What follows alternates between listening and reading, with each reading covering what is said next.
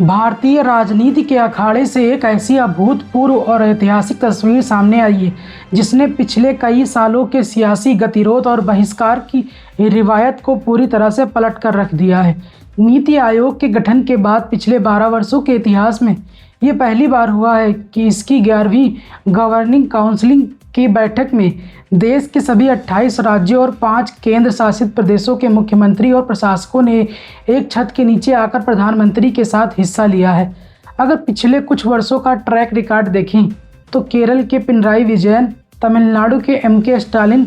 पंजाब के भगवंत मान और पश्चिम बंगाल की ममता बनर्जी सहित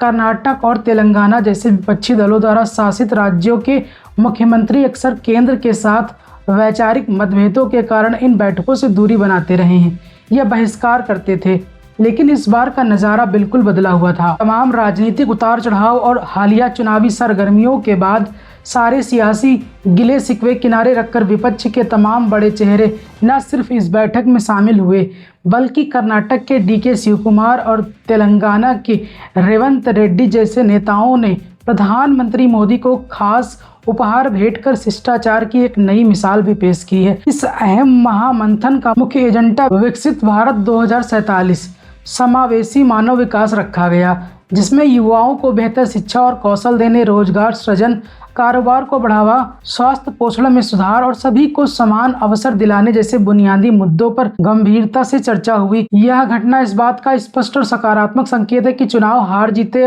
और राजनीतिक बयानबाजी अपनी जगह है, लेकिन जब बात देश के विकास और सहकारी संघवाद की आती है तो अब तमाम दल अपने राजनीतिक चश्मे को उतारकर राष्ट्रीय हित में एक साथ कदम से कदम मिलाकर चलने को तैयार नजर आते।